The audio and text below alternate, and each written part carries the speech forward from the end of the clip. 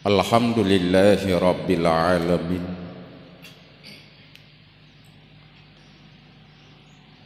Wabihi nasta'inu ala umurid dunya waddin. Wassalatu wassalamu ala sayyidina Muhammad wa ala alihi wa sahbihi wa man tabi'ahu ila yaumiddin. Amma ba'du.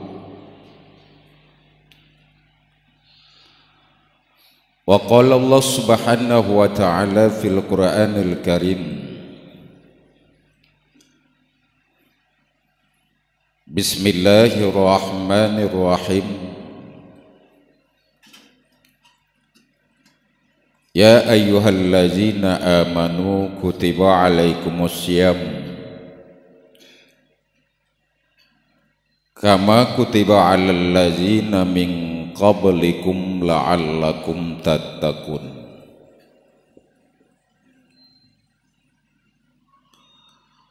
Wa qala an-nabi sallallahu alaihi wasallam, al-jannatu mustaqatul li'arba'atin nafar talil Qur'an wa hafidhil lisan wa mut'imil ji'an wa sha'imi fi syahri Ramadan.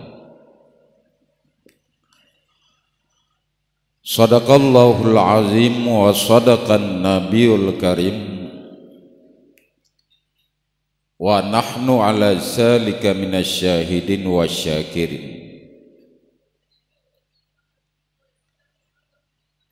Adalah yang pertama dan yang paling utama, mari sama-sama kita panjatkan puji serta syukur kehadirat Allah subhanahu wa ta'ala,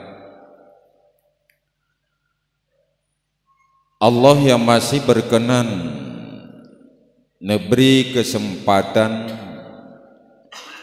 kesehatan kepada kita Bandung. Alhamdulillah kita semua sudah berada di dalam Baitullah, karena dalam rumah Allah, karena dalam masjid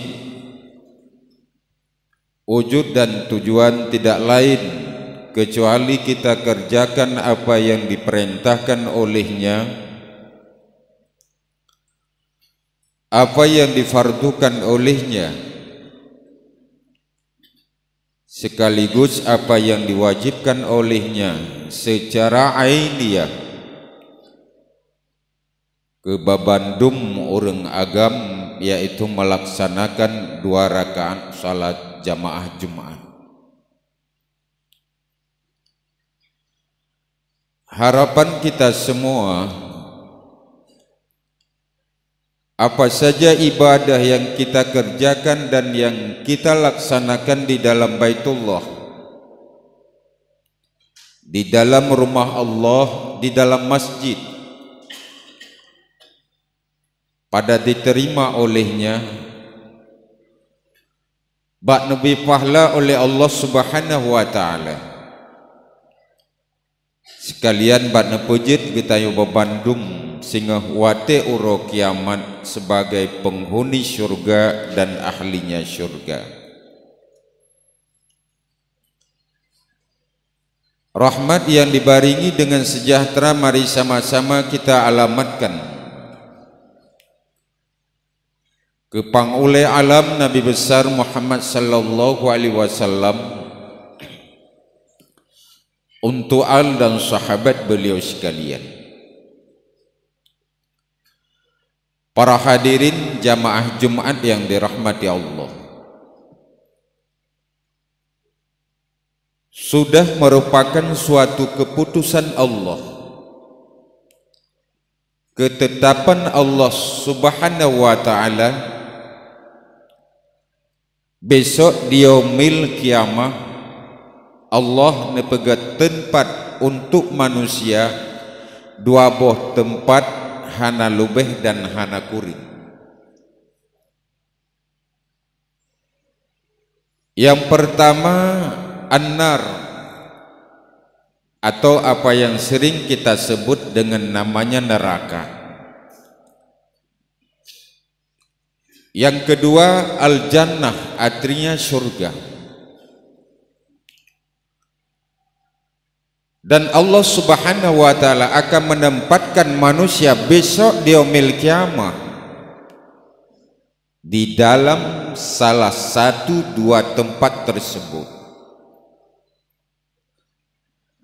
Artinya kalau kita besok di yaumil kiamah tidak menjadi penghuni neraka, ahlinya neraka, ini sudah barang pasti dan sudah barang tentu kita akan menjadi penghuni surga dan ahlinya surga. Dan kalau singa ba'uro kiamat kita tidak menjadi penghuni surga, ahlinya surga, ini sudah barang pasti kita akan menjadi penduduk neraka dan ahlinya neraka. Kemudian yang perlu kita ingat dan yang perlu kita catat dan yang perlu kita garis bawahi, yang namanya neraka ini tempat azab, tempat siksaan. Dan azab yang ada di neraka maha hebat dan maha dahsyat. Jibril alaihissalam pada suatu ketika beliau diperintahkan oleh Allah untuk yakco apui neraka jahanam. Niupuo udonya ngajegengui oleh Nabiullah Adam, ngajak pakai oleh Siti Hawa. Saat keduanya diusir oleh Allah, dikeluarkan oleh Allah dari surga, Malik kata Jibril, perintah Allah niyule Allah, wasiat Allah niuco apa neraka jahanam, niu puwa udunya ngajak gemui oleh Nabiullah Adam dan ngajak pakai oleh Siti Hawa. Malik bertanya kepada Jibril, Jibril ubena apa neraka lunjuk ke gata, ngak tapu udunya, ngak kepake oleh Siti Hawa dan ngak gemui oleh Nabiullah Adam. Kata Jibril, beri apui kelun hai Malik sebesar biji korma. Jibril kata Malik, kalau ubenan apui tapuwa udunya ancu langit dan ancu bumi akibat panasnya api neraka yang besarnya sebesar biji korma. Kalau tidak, kata Jibril, beri apui kelun hai Malik yang besarnya setengah biji korma.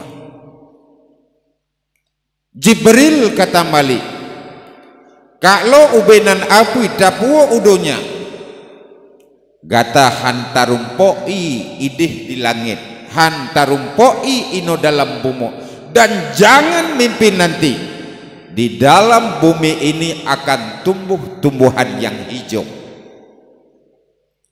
akibat panasnya api neraka yang besarnya setengah biji kurma. Bengong Jibril, mau pikiran Jibril, lalu ube nasid api neraka lulake bak Malik Sabadia ngajak lumpuh udunya, ngajak gengui le Nabiullah Adam, ngajak dipakai oleh Siti Hawa. Beliau minta petunjuk ba Allah, Allah mohon petunjuk ubena api neraka lulake bak Malik Sabadia. Firman Allah, Jibril, lake api neraka bak Malik sebesar atom. Artinya apa? Sebesar benda yang tidak mampu dilihat oleh mata karena sangat-sangat halus. Malik kata Jibril, perintah Allah, wasiat Allah, niscaya api neraka sebesar atom. Oke, jid kata Malik.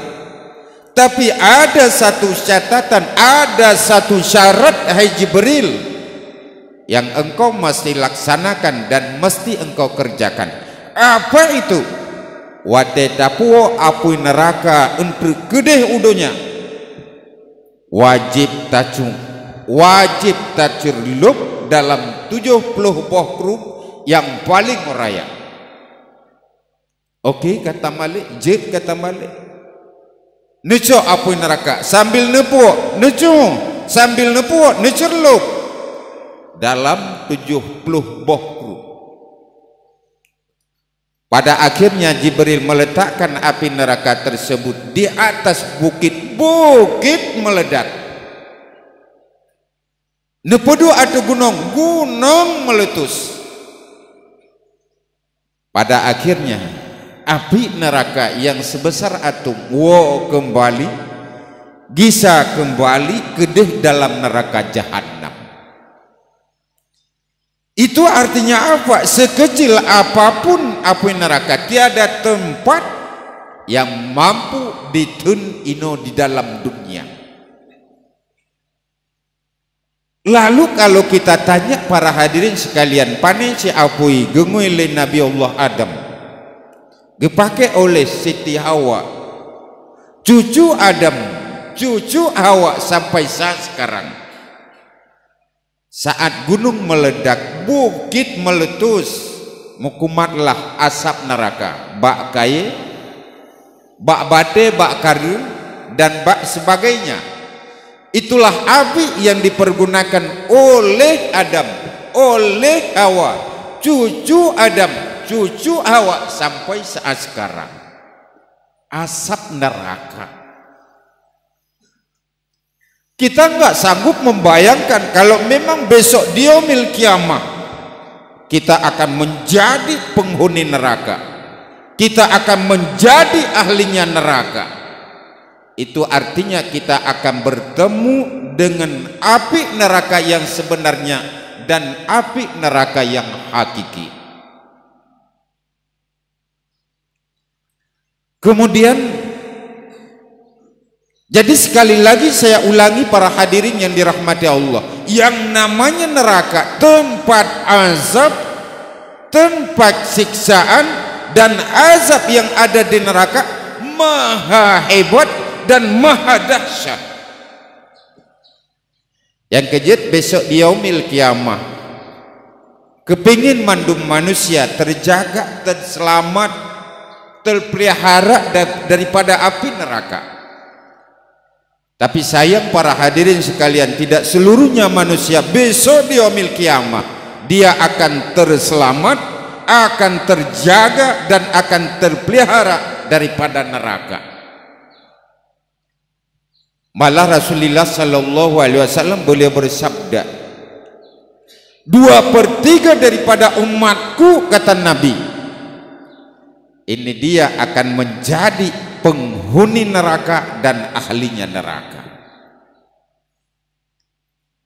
Kemudian yang namanya surga ini tempat menikmat-nikmat, tempat untuk bersenang-senang. Dan nikmat yang ada di surga ini jauh lebih besar dan jauh lebih hebat ketimbang nikmat yang ada dalam dunianya. Yang sehingga sungguh sekalian besok di yaumil kiamah mandum manusia kepingin dia menjadi penghuni surga, ahlinya surga. Tapi sayang tidak seluruhnya besok di yaumil kiamah getanyo manusia akan menjadi penghuni surga dan ahlinya surga. Malah Rasulullah sallallahu alaihi wasallam beliau bersabda, hanya 1/3 daripada umatku, kata Nabi, Ini dia yang akan menjadi ahlinya surga dan penghuninya surga. Siapa mereka itu? Rasulullah sallallahu alaihi wasallam beliau bersabda, al jannatu mustaqatul li arba'atin nafar. Surga galak, surga rindu dan surga cinta kepada 4 golongan manusia. Pertama kata Rasulullah sallallahu alaihi wasallam, talil Quran. Artinya orang yang selalu membaca Al-Quranul Karim, fasih di dalam membaca Al-Quranul Karim, sungguh-sungguh di dalam membaca Al-Quranul Karim. Yang perlu kita ingat dan yang perlu kita catat para hadirin sekalian, membaca Al-Quran ini ibadah. Allah akan memberi pahala kepada si pembaca dan kepada siapa yang dibacakan atasnya. Malah Rasulullah sallallahu alaihi wasallam beliau bersabda, afdalu ibadati ummati qiraatul Quran. Ibadat yang paling bagus, ibadat yang paling baik, ibadah yang paling afdal untuk umatku, kata Nabi, membaca Al-Quranul Karim. Di hadis yang lain Rasulullah sallallahu alaihi wasallam beliau bersabda, ada 3 zikir yang kalau kita baca pahala pasti diberi oleh Allah. Khusyuknya hati atau tidak, huzurnya hati atau tidak, mengerti makna atau tidak, pahala tetap milik Allah. Pertama kata Rasulullah sallallahu alaihi wasallam, membaca la ilaha illallah. Ini kalau kita lihat harafnya ada 24 huruf.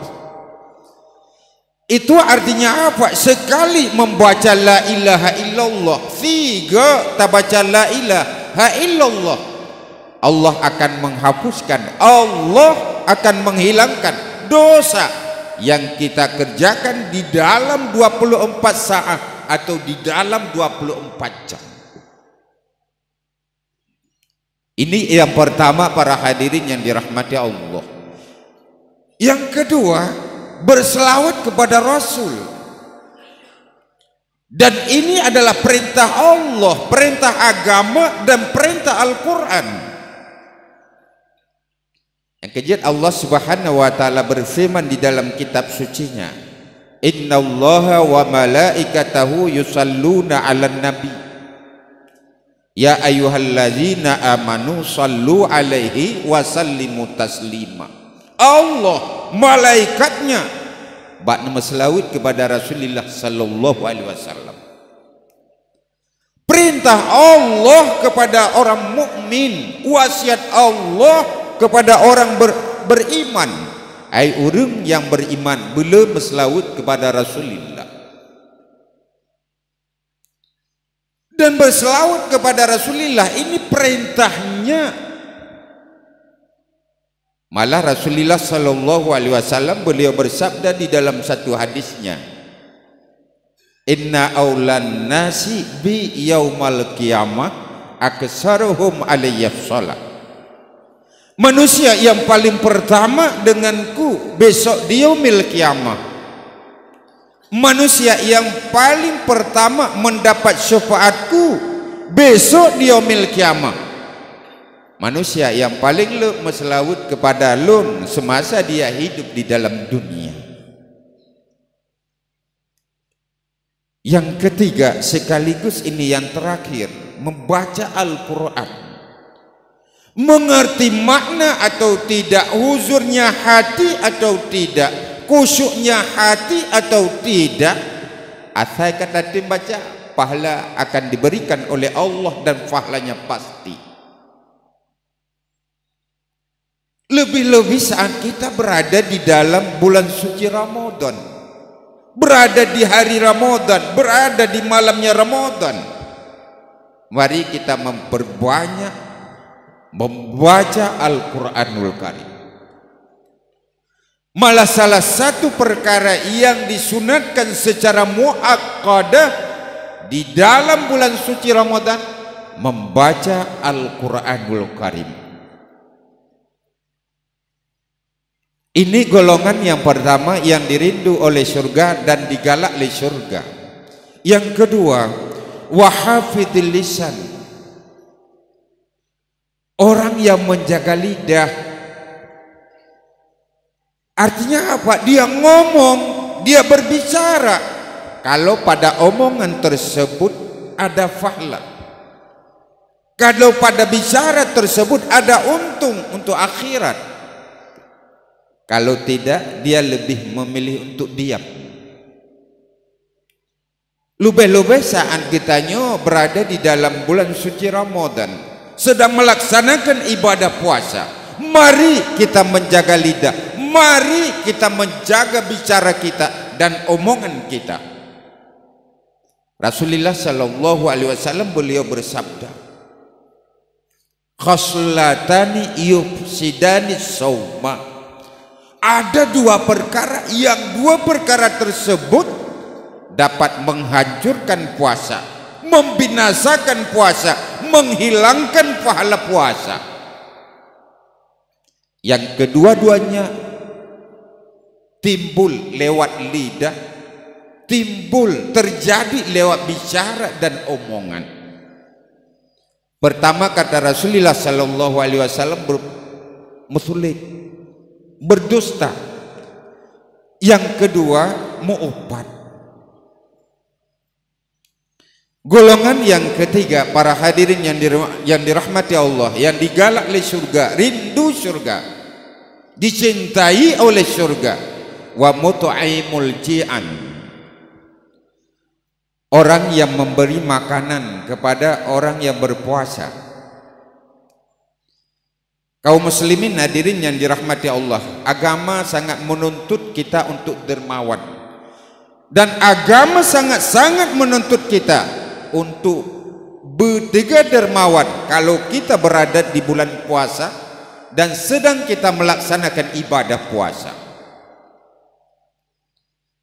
Yang perlu kita ingat para hadirin yang dirahmati Allah, satu sabdanya, al-bakhilu la yadkhulul jannah walau kana abidan.